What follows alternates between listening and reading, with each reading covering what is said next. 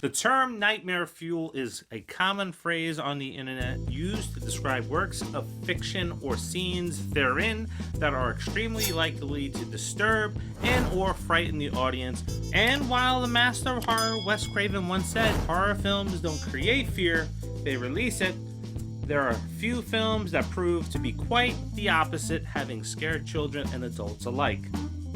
Even from the comfort and security of hiding under the blanket will not protect you from these nightmare-inducing scenes that either sneak up on you or seem to keep hold of your attention as they draw you in, just before scarring you for life and forever haunting your dreams.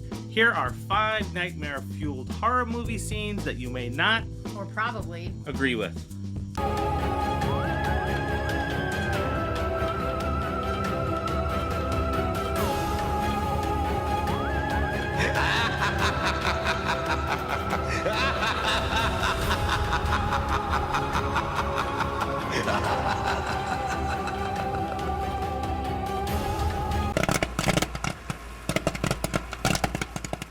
Number 5. Ralph Glick Returns Home. In 1979, Salem's Lot 2-part miniseries where Ralph Glick returns home after going missing in the woods still haunts viewers who saw it for free on national TV. Shortly after having gone missing, Danny, Ralph's brother, is sleeping in his second-floor bedroom when, through the thick fog that slowly appears outside of his window, his younger brother Ralphie drifts forward, hovering just beyond the threshold of the bedroom window.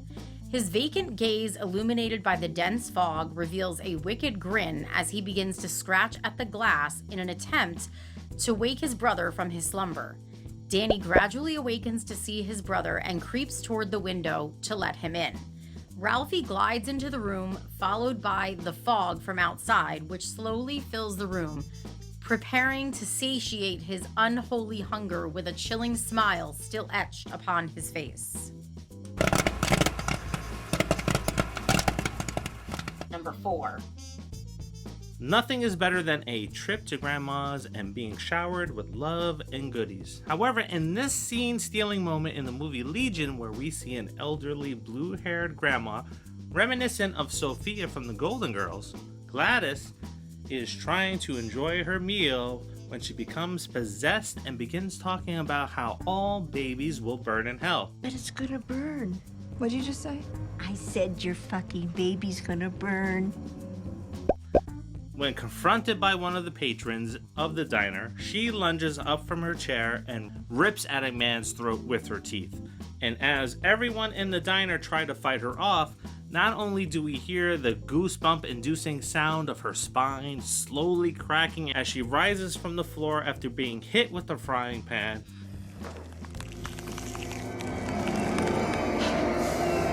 but then Gladys leaps onto the wall and scales up it like a spider and begins to chase after everyone on all fours while clinging to the ceiling.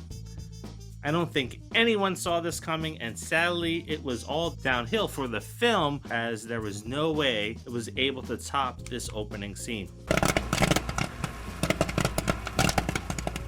Number 3. The Pale Lady.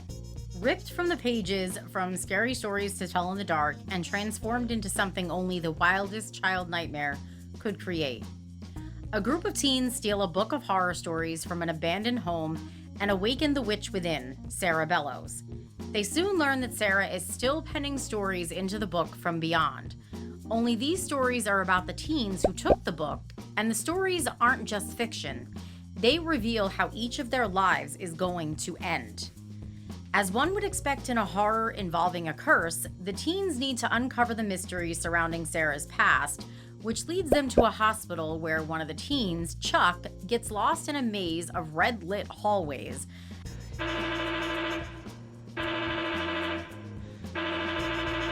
And seemingly all lead back to a pale, overweight woman who is wearing a nightgown that has merged into her skin and slowly lurks in the hallways behind him.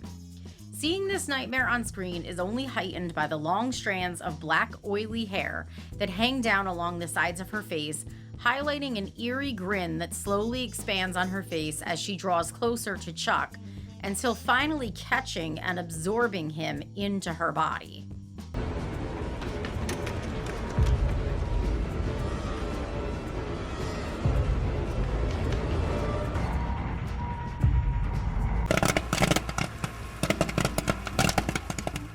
Number 2.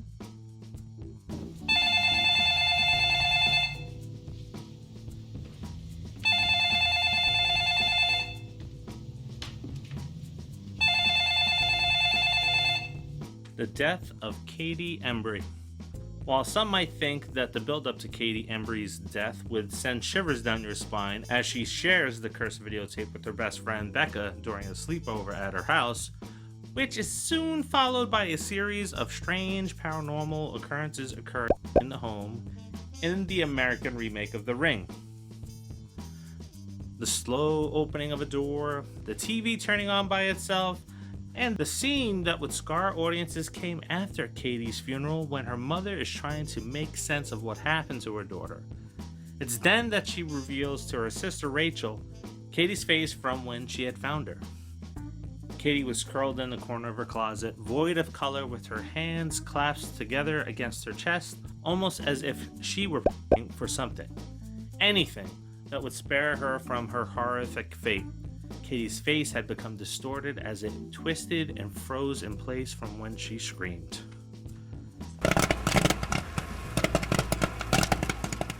Number 1. The abduction of Cara Minetti.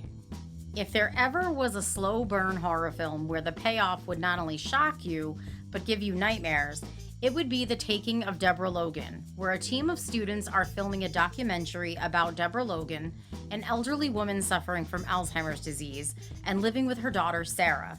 As the film crew records her daily life, Deborah starts exhibiting behavioral signs of an aggressive form of Alzheimer's, which leads to her being hospitalized.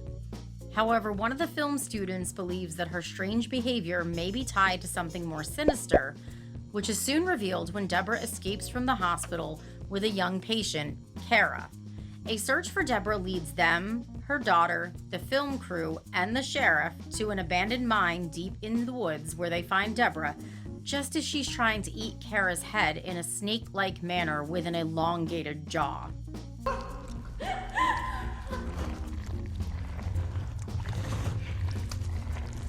Welcome back to another episode of the Pop 5, and two of these scenes hark back to my days at Blockbuster. They were heavily talked about by people that came into the store to rent movies and, just have discussions about movies. And that first one is Salem's Lot.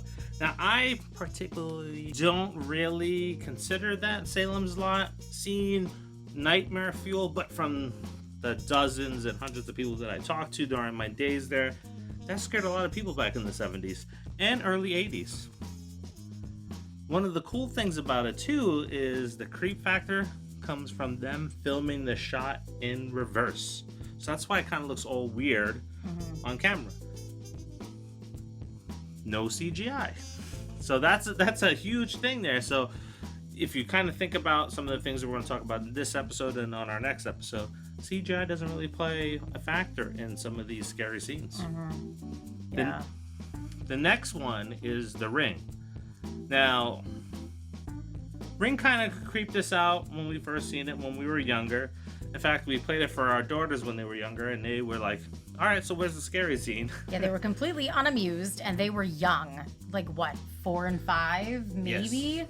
Yeah, so made us feel really stupid, but okay. Again, not another scene that I said, like, oh my god, that's freaky. I actually think the video compilation leading up to the character is more scary than that scene, but a lot of people find what happened to Katie very horrifying, and some of them can't even watch the movie anymore because of that scene.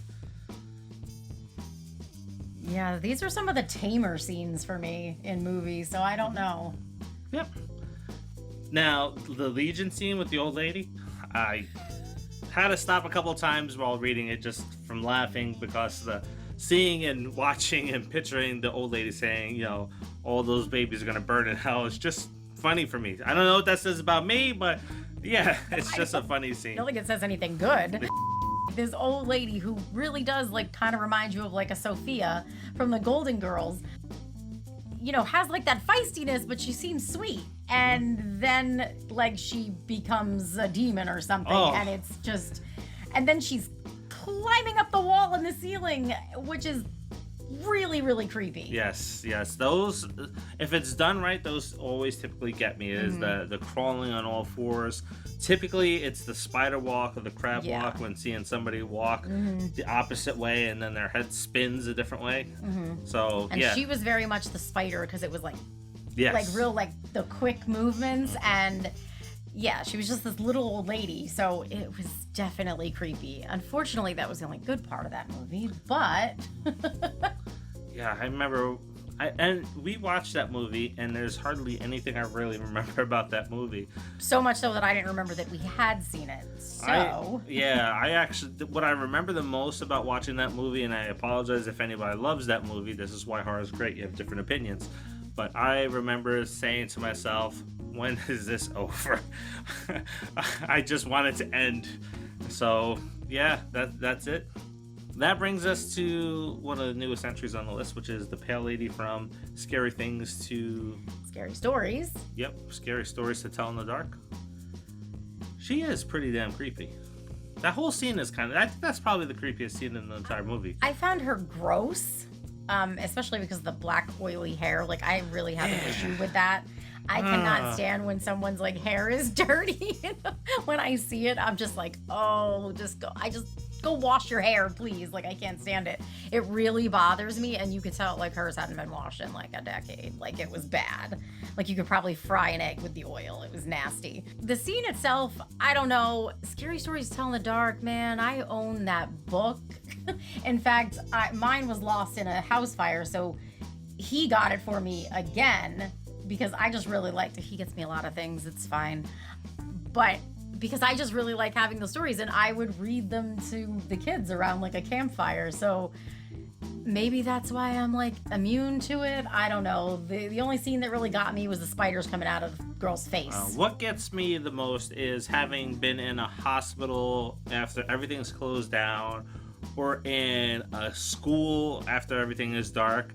I always found it creepy to be in those big buildings, all the lights are out, there's nobody there, you can actually hear an echo at certain points. Yeah. This reminded me of that, only it was in scenes of red, and anytime that character tried to run away, boom, there she is. And she just pushed him into a little maze and messed with him, and then finally just sucked him in. Yeah. I mean, yeah, the creep factor was there, especially being in like, a dark hospital with like glowing red lights. Yeah, I've never experienced a hospital like that, but I have been in a school when it was like shut down, and it's just like shit. Like, all of a sudden you don't even know where you're going, even though you go to that school and you should know where you're going. But it's very different when there's like no other people around. Yep. And then that Deborah Logan scene. Her turning into a snake-like creature. No, that is just horrifying. And it's a found footage type film, and it's in a cave, and it's black and white. Oh my god, that is just horrifying. Deborah Logan, in and of itself, the character, she was very creepy. I mean, first of all, she's this elderly woman, and she's suffering from Alzheimer's, which is very sad, but it's creepy, right? Because they do some things that they wouldn't normally do, and so, you'd be like standing there, and next thing you know, you turn around and she's like in your face, like, and she doesn't even know why she's there or how she got there. So her character, all on its own, was very creepy. But then for her to turn into something else. It took me 3 times to get through that movie. Not because of that scene, because it's towards the end of the movie. It's just a slow burn. Yeah. First time you watch it, you like the movie. That's what it took me 3 times. That was the 3rd time I was watching it. Because I tried to watch it without you the other 2 times. But yeah, no, detaching the drawer, swallowing the girl in the cave, no. I knew that was going to kind of get you. That's one of the reasons why I wanted to make you watch it. So, cat's out of the bag. And then he fell asleep, so, there's that. It's a slow movie. It is. Sometimes the slow burns are just too slow. Yeah. And if I wasn't on my ADHD meds, then I was going to pass out anyway. I watch a lot of movies by myself. Did. Okay, I still do sometimes.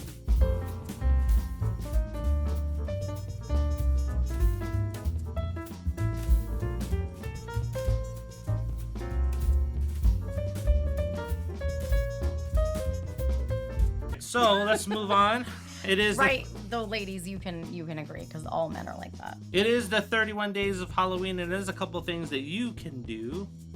Like, comment, share, and subscribe. And if you want some Nightmare Fuel stories, last year we released a mini series called Nerdbox Paranormal.